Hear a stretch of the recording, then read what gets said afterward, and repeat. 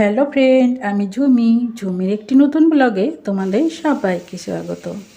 আজকে আমি ফ্রিজ থেকে চিংড়ি মাছ বের করেছি। এটা দেখো কত তাড়াতাড়ি আমি এটাকে একটা থেকে একটা আলাদা করি। তোমরা হয়তো অনেকে চিংড়ি মাছকে হয় কলের জলে সামনে ধরো কিংবা গরম জলে দিয়ে দাও, তাহলে কি হয় চিংড়ি মাছের স্বাদটা নষ্ট হয়ে যায়। যদি কলের জলে দেওয়া হয় তাহলে চিংড়ি মাছ থেকে যে স্বাদটা থাকে বারবার ধোয়ার ফলে চিংড়ি মাছের অনেকটাই ভিটামিন চলে যায়। আর যদি গরম জলে দেওয়া হয় তাহলে তো সেই একই ব্যাপার, জলটা চিংড়ি মাছটা সেদ্ধ হয়ে যাবে, ভেতর থেকে কিন্তু শক্ত রয়ে যাবে। তাই চিংড়ি মাছের ওপরে যদি এইভাবে একটু করে চিনি ছড়িয়ে দাও তাহলে দেখবে চিংড়ি মাছটা কত তাড়াতাড়ি একটা থেকে একটা আলাদা হয়ে যাবে। আর যেমন টাটকা মাছটা তুমি কিনে ফ্রিজে ঢুকিয়েছিলে ঠিক সেই অবস্থায় ফিরে আসবে।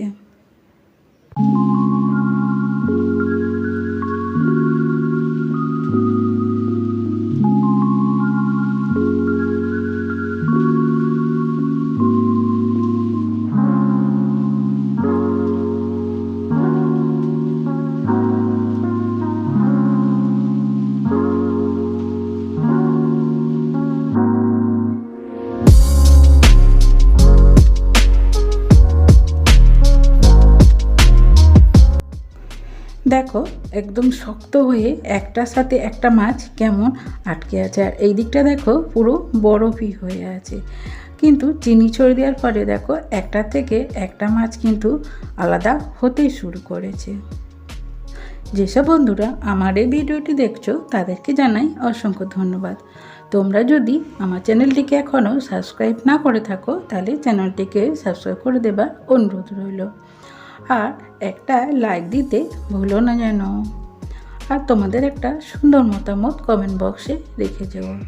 আরও ভালো লাগবে তোমরা কোথা থেকে কে দেখছো সেটা যদি জানাও।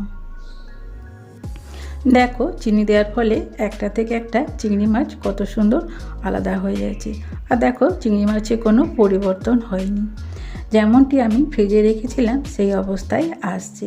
এখন একটু শক্ত আছে, এটাকে আরও কিছুক্ষণ রেখে দিলে চিংড়ি মাছটা একটা নরম হয়ে যাবে।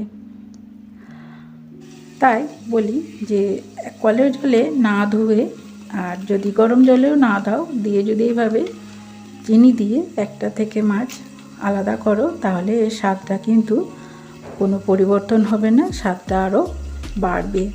চিংড়ি মাছকে যত ধুবে তত এর স্বাদটা নষ্ট হয়। চিংড়ি মাছকে আমরা খুব বেশি ধোয়াধুয়ি করি না। শুধু চিংড়ি মাছ কেন, যে কোনো মাছকে যদি এইভাবে ফ্রিজের থেকে বের করে যদি চিনি দিয়ে দাও তাহলে দেখবে তাড়াতাড়ি একটা থেকে একটা আলাদা হয়ে যাবে, আর এর স্বাদেরও কোনো পরিবর্তন হবে না।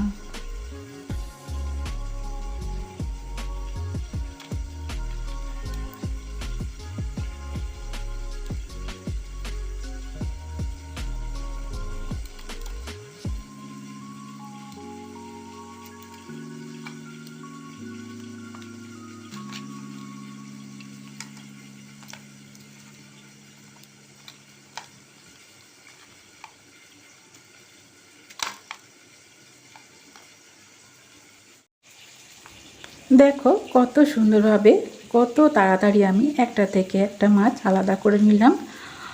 কড়াই বসিয়েও এরকমভাবে যদি চিনি দিয়ে দাও খুব তাড়াতাড়ি মাছ আলাদা হয়ে যাবে। আর আমাদের সকালের দিকে যাদের ব্যস্ত থাকো রান্নার তারা থাকে তারা এইভাবে চিনি দিয়ে একটু রেখে দিলে দেখবে খুব সহজে আলাদা হয়ে যাবে।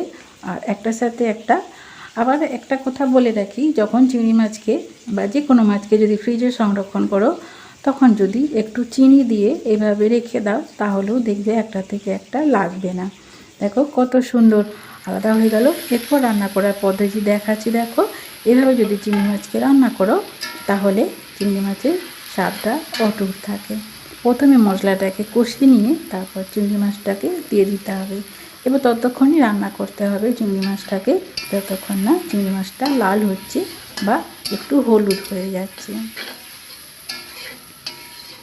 এভাবে আমি কষতে থাকবো আর ধীরে ধীরে চিংড়ি মাছটাকে ভাজা হতে থাকবে মশলার সাথে। এইভাবে চিংড়ি মাছকে রান্না করতে হয়। চিংড়ি মাছকে যদি আলাদা করে ভেজে রান্না করা হয় তাহলে চিংড়ি মাছটা শক্ত হয়ে যায়। এরপর আমি অন্যান্য যা মশলা থাকে সব দিয়ে দিলাম, দিয়ে আমি চিংড়ি মাছটাকে রান্না করছি।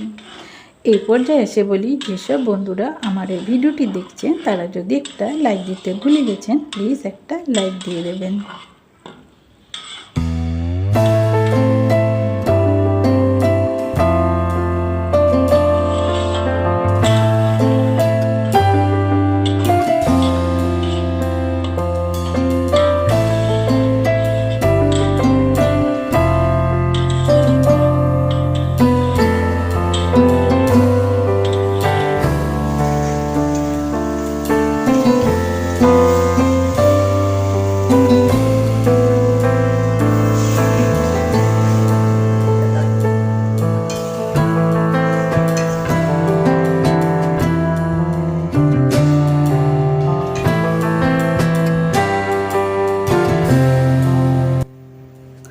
আমি এখানে বেগুন দিয়ে চিংড়ি মাছের ঝোল রান্না করছি।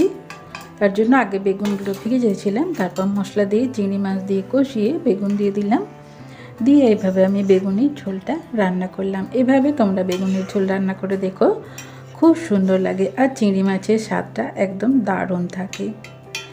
তাই এখানে আমি একটা টিপস দিয়ে রাখি যে বেগুন চিংড়ি রাঁধলে চিংড়িটা মশলার সাথে দিয়ে রান্না করবে, তাতে স্বাদটা ভালো হবে।